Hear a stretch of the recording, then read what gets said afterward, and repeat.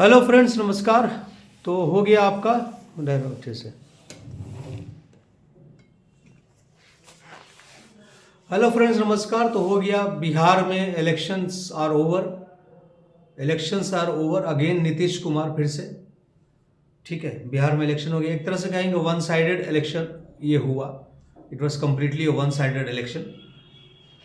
तो अगर मुझसे आप पूछे as a media person, as a visionary सांसद, तो मैं आपको कहूंगा सीधा कि इलेक्शन में 10,000 रुपये जो बटे उसका बहुत बड़ा प्रभाव पड़ा।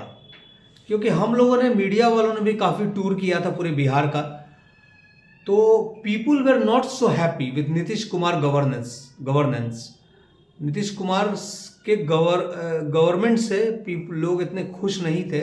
Rural areas of Bihar, urban areas की मैं बात ज़्यादा नहीं कर रहा, रूरल एरियाज की, जहाँ से नीतीश बाबू जीते हैं। तो people were not so happy with the rules और the policies of Nitish government. इतना ज़्यादा लोग सेटिस्फाइड नहीं थे। लोग इधर उधर जाते, इधर उधर वोटिंग करते। लेकिन तब एक बहुत बड़ा कार्ड खेला गया 10,000 रुपये का, जो मेरे हिसाब से एक इंडिया जैसी डेमोक्रेसी में बिल्कुल गलत है। इस तरह से इलेक्शन को मैनिपुलेट करना ये बिल्कुल गलत है। तो फिर आपकी डेमोक्रेसी क्या रही? आपकी फिर डेमोक्रेसी क्या रही? आपने 10,000 रुपये दे दिया, आपको वोट मिल गया। एक मतलब किस तरह का इलेक्शन है बताइए? आप ही बताइए। ये डेमोक्रेटिक कंट्री का इलेक्शन नहीं है। इस तरह से डेमोक्रेसी में इलेक्शन नहीं होता है कि आप 10,000 रुपये दे दीजिए, 15-20 दिन पहले वोट ले लीजिए। This is not democracy. तो अब ये तो खैर मेरे कंट्रोल में नहीं आता। ये तो इलेक्शन कमीशन का काम है। तो ऐसा कुछ रूल होना चाहिए कि 1 साल पहले तक, या इलेक्शन से 6 महीना, या 1 साल, मानिए 1 साल तो रहना चाहिए। 1 साल पहले आप कोई भी इस तरह का स्कीम नहीं ला सकते हैं रिलेटेड टू फाइनेंस, क्योंकि उससे इलेक्शन के रिजल्ट पे असर पड़ता है।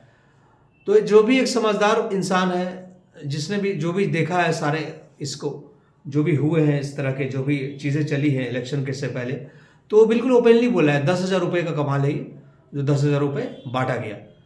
तो ऐसे फिर डेमोक्रेसी का फिर डी एंड हो जाएगा, D end of the democracy. तो ठीक है, नीतीश कुमार बिहार को अच्छा चला रहे हैं। I am supporting Nitish Kumar. Bihar में जो भी है, नीतीश कुमार अच्छा ही चला रहे हैं बिहार को। बहुत ज़्यादा डेवलपमेंट तो नहीं। अब देखिए अगले 5 साल में क्या करते हैं। एजुकेशन, लेबर पलायन, ये सब जो मेन जो प्रॉब्लम है बिहार का, तो जस का तस है। लिटरेसी बढ़ी है बिहार में, नो डाउट लिटरेसी बढ़ी है, उतना अब अशिक्षित नहीं है।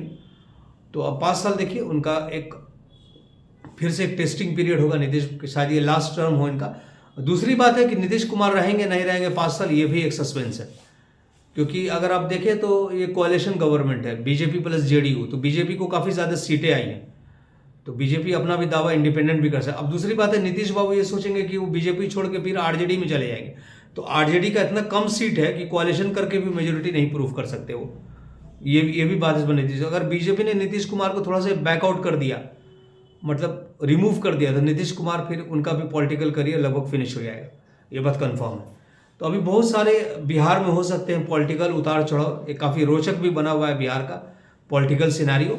बट मैं ये ज़रूर कहूँगा लास्ट में, एज एन इंडिपेंडेंट, मुझे किसी का कोई फियर नहीं है। Election means India is a democracy. 10,000 रुपये अगर बट के इलेक्शन का रिजल्ट आया है तो it's very very bad. I hope all of you will be agree. Democracy में ऐसा नहीं होना चाहिए। आप ऑलरेडी स्टेट को अगर बढ़िया चला रहे हैं, आपको अपने ऊपर कॉन्फिडेंस है, तो आपको ऐसा स्टेप लेने की ज़रूरत क्या पड़ गई 10,000 रुपये देने की रूरल एरियाज़ की औरतों के खाते में? आपको क्यों ऐसा स्टेप लेना पड़ा? अगर आप कॉन्फिडेंट है कि आपने बिहार के लिए अच्छा किया है, पहला तो क्वेश्चन ये है। Then why you have to take such a step? Second thing, why you will take such a step? Let the election be fair. आप गवर्नमेंट में, आपको पावर है, आप कोई भी पॉलिसी खोल करके जागो बहन ये करके आप अकाउंट में पैसा डाल सकते हैं।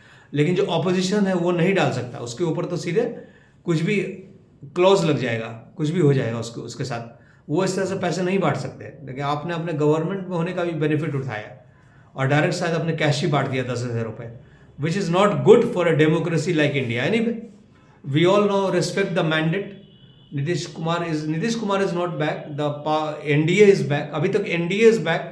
अब आगे देखिए, हो सकता है इंडिपेंडेंटली लगे only BJP is back, but अभी तक तो ऐसा लग रहा है एनडीए इज बैक। तो लेट्स सी 5 years में what Nitish Kumar is going to, what miracle, what can he do more 5 years, means 2030। बहुत बड़ा कोई पीरियड नहीं। अभी बोलने में बहुत लगता है 2-5 साल, 5 साल 5 महीने के तक ख़त्म हो जाता है। 2030 भी आने में टाइम नहीं लगेगा। तो मैं एज ए विजनरी, मैं हमेशा विजनरी वाला बात ज़रूर बोलता हूँ हर वीडियो में। मैं एज ए विजनरी आपको आज कह रहा हूँ इसी वीडियो में कि बिहार में बस इसी तरह चलेगा 19-20, 19-21, 19-22, 19-23, ये 2040-45 तक चलेगा। आप ले लो मेरी बात। 2030 तक भी मैं आपसे वीडियो में मिलता ही रहूँगा बीच में।